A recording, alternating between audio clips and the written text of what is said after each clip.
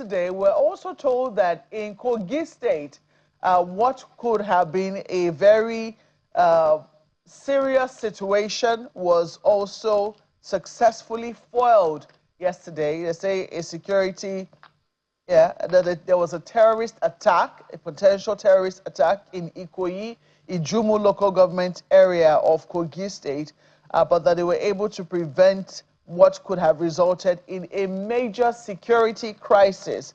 According to a statement, a pretty lengthy statement released by the Honorable Commissioner for Information and Communication, he said the incident occurred around 7 p.m. on Saturday, June the 6th, when a group of Tiv residents violated the state government's security protocol restricting public social gatherings beyond 4 p.m.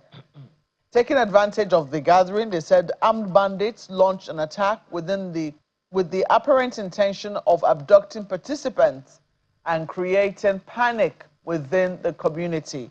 But we understand that that was foiled with Kogi State security architecture, which they say is made up of Nigerian military, officers of the Nigerian Police Force, operatives of the Kogi State Vigilante Services, and local hunters who mobilized to the scene.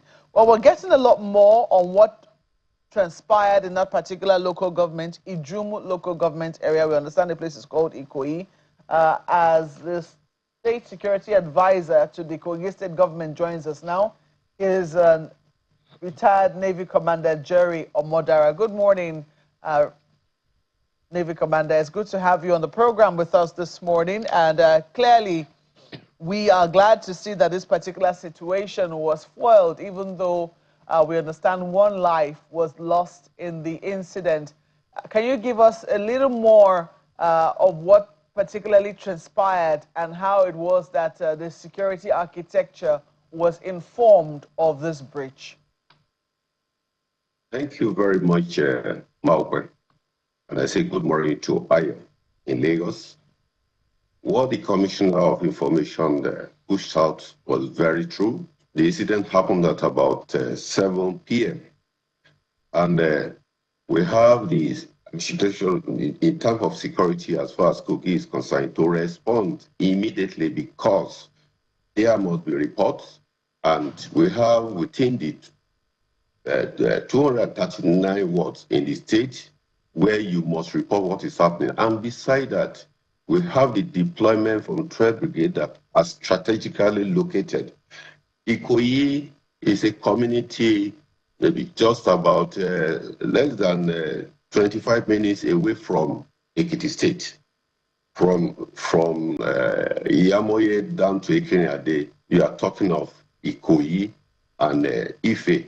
We used to have series of security challenges in that area in the last maybe 4 or 5 years ago.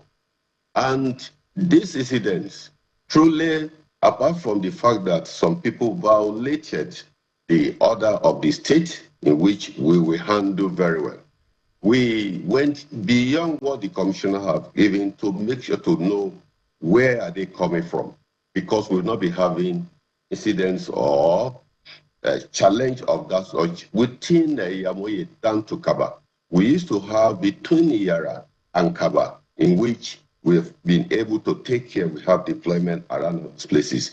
However, we're able to respond very well because we have first-line security in terms of our hunters and Kogi military service, providing within each community who gave directive, you must have learned first-line defense. This group will be able to go further to know where they came from.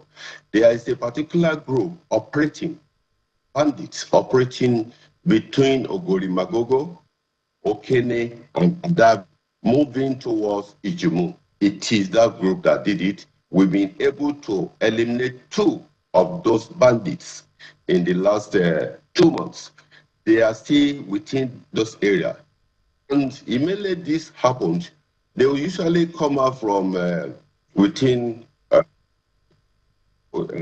Ogidi, down to those areas, moving towards Koko in Ondo State. Now, knowing fully that we are after them, They now move to this area in Ikoyi. We are going after them. We will get them, and the story will be out.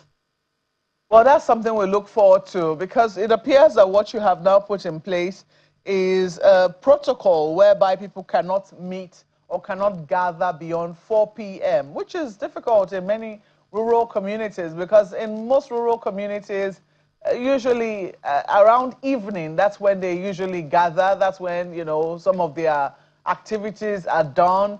Tell us more about this protocol. Why do you believe that a gathering beyond 4 p.m. then, you know, puts them in danger? To say the reality, we are talking of life. The state understands its terrain.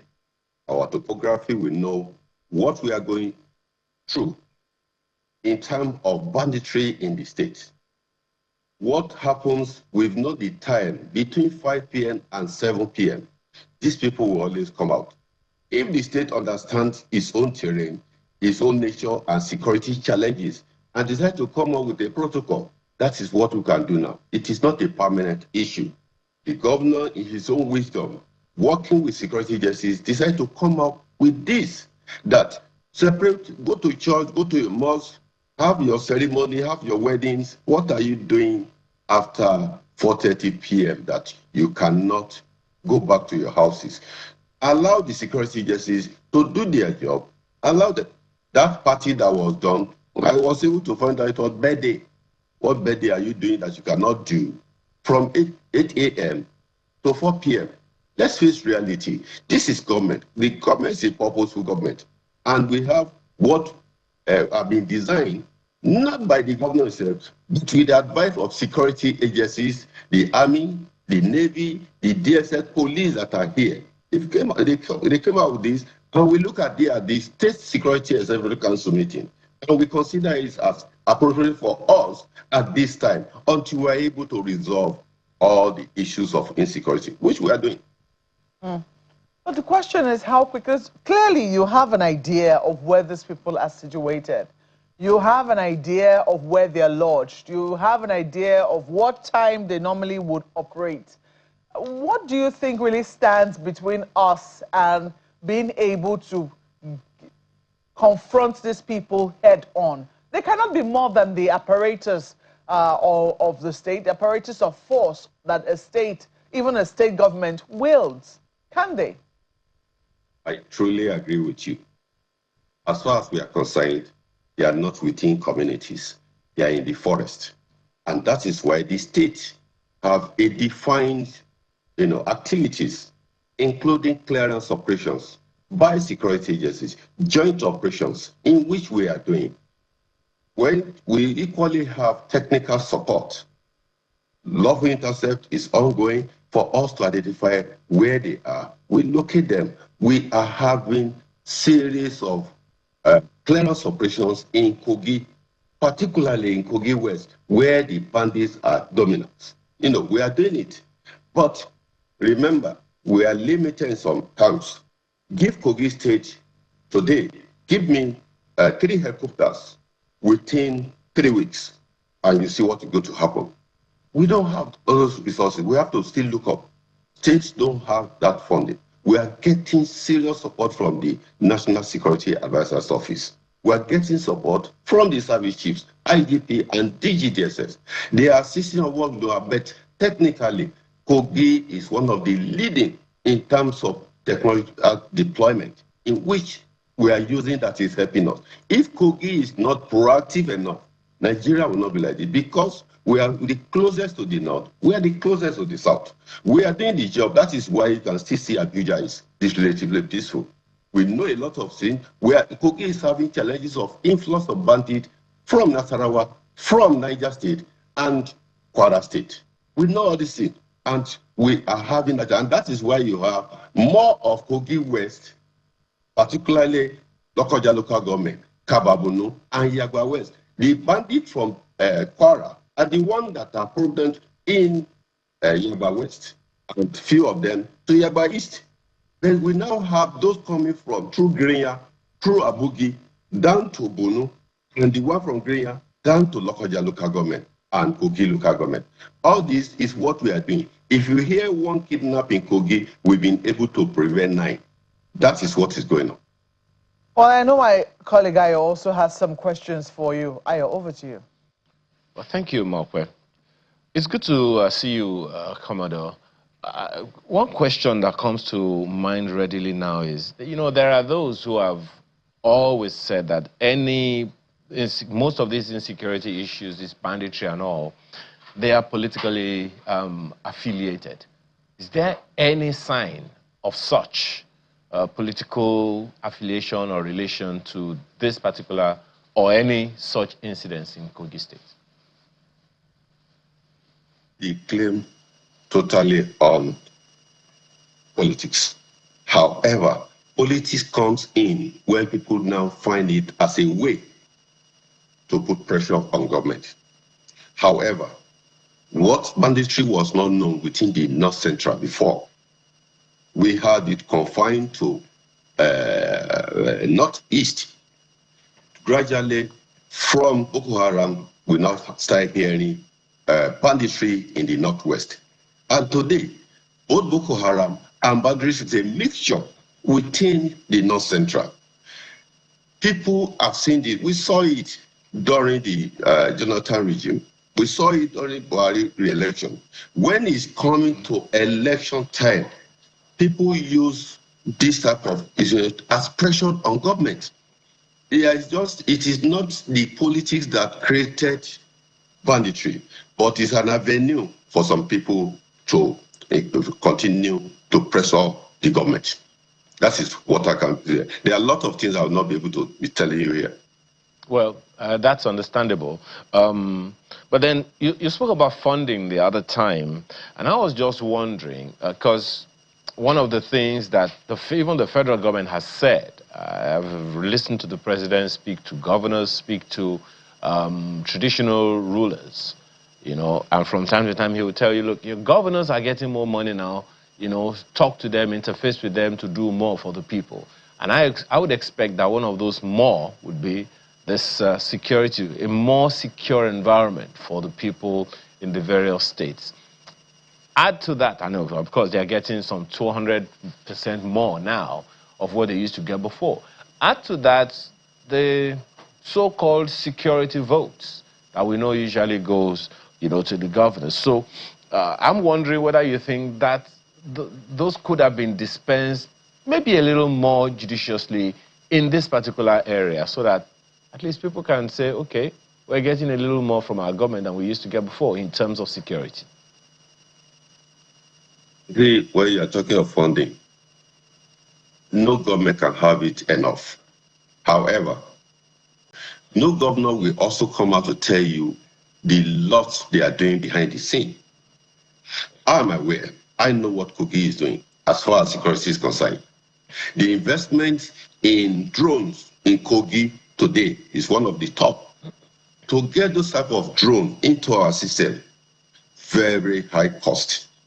To get the kind of clearance operations where you have to pay allowances, you have to provide vehicles, you have to provide fueling, you have to provide aviation fuel, and lots of other logistics to repair vehicles. It takes a lot of money. When you are having about 500 to 600 in the forest for 3 weeks, coming of forest, they must eat. This is where funding is critical. But there are some states that have this serious challenge.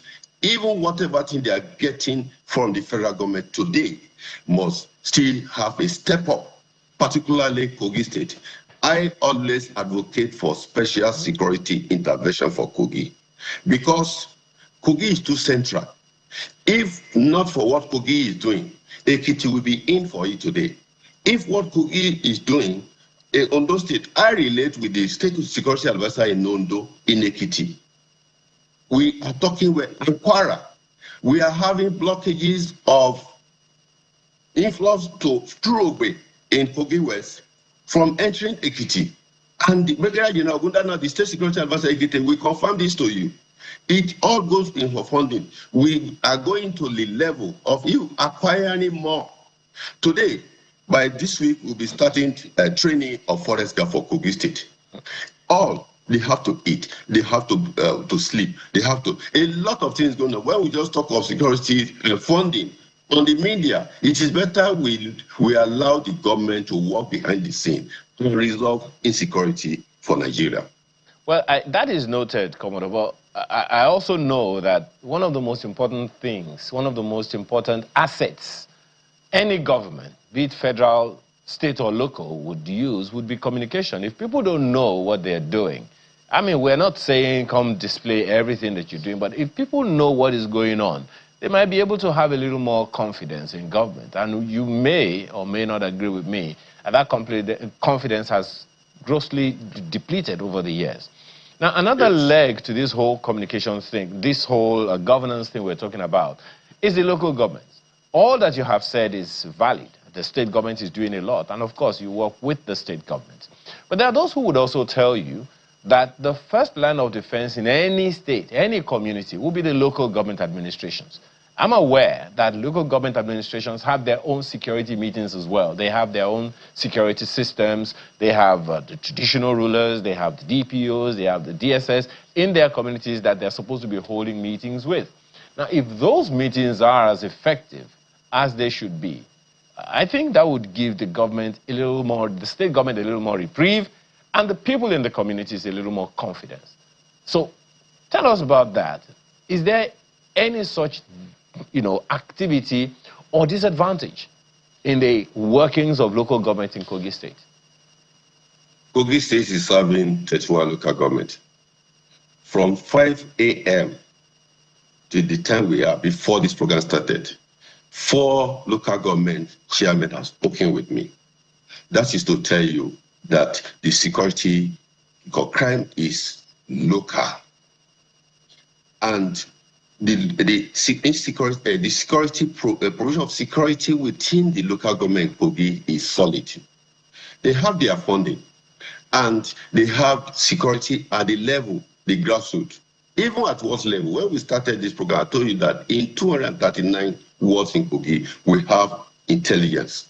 The local government has their own, we have our own. There is nothing that happened in a local government within 1 hour that it will not be on my table, it will not be with the governor. With the security agencies, the local government, we equal, just 4 days ago, all the local government chairmen in Kogi were with me in Lokoja for us to review each local government. If you don't have that, then nobody will pass through Kogi. We are truly doing it, but we need to do more. We continue to do more, and we continue to relate more. At area level, DPOs, they must brief the commissioner of police, who is very active on his table. We are having it down within the local government level. The director there says, reaches out to his own people. They report to him. All these are happening at local level. When we talk of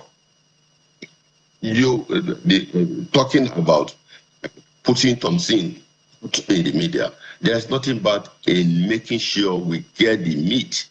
The need to know basis. If the people are not aware, then there will be a problem. However, I will even suggest there are a lot of things you see in media, in most of the national television, that you feel sorry that why this thing. Let's take it. The Chief of Defense Staff, I will suggest service chiefs, IG police, director GSS must organize workshops and seminars for media on things, you must put the interest of the nation first. There are videos, there are social media videos that find itself on national televisions. All these things are not filters. It's dangerous for the system, it's dangerous for the country. The media, they are doing well in Nigeria. However, we must filter some things. Not everything goes on media. There are a lot of people you bring on discussions. They give good, useful discussion. However, there are people that they just pick things on social media to come and speak on, which sometimes will be 3 years video. Somebody is making it that it happened somewhere last week. That is the danger we are having. There are a lot of things going on in the media that we really need. There must be, when we had the beginning of this democracy in 2009, No, in 1999, I remember the U.S. Embassy, I was in the Navy, organized 1 week training for media with media management in military, whereby they train people on what to know, reporting in democracy. All these things must not be stopped. The military must educate. They know better. There are things that goes on, like the video you are talking about in Oyo. Several people went there. You see, some people will go with their phone and they will record and push it on air. When they push it, it becomes a regular thing all over. This is what we are going through. We don't say you should gag, we don't say you should restrain the media, but they must push out what will be interest for this nation.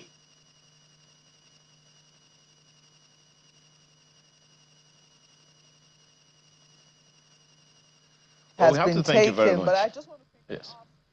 Go ahead, Makwe. The government is also looking to work with the states around, because you have said that a lot of what you're facing are terrorists and bandits pushing in on Kogi from different states. You mentioned Niger, you mentioned Kwara, you mentioned Nasarawa. Are you also trying to partner with these states to see how it is that you can also get rid, so that in case you are able to even do, when you are doing clearance operations and they run into the states, there is no hiding place for them in those states? Yes, I agree. So if we don't have that cooperation, remember the governors, they meet and they discuss security. Just early last year, the governor of Ekiti hosted state security advisor of Kogi, Kwara, Osun, Ekiti. For 2 days, we were with the governor to review what is happening in Kogi, what is happening in Kwara. Those kind of cooperation is key to effective policing of our borders. Today, we are having challenge in Bagana, which the governor of the state was able to resolve. We are having influx of Agatus from Benue coming to Bagana, with militants from Nasarawa crossing the water to Bagana. As soon as we resolve it, we now have on-land influx of Agatu through Ajogoju Ojo, also in Omala local government. All these are things that you cannot hear in the public.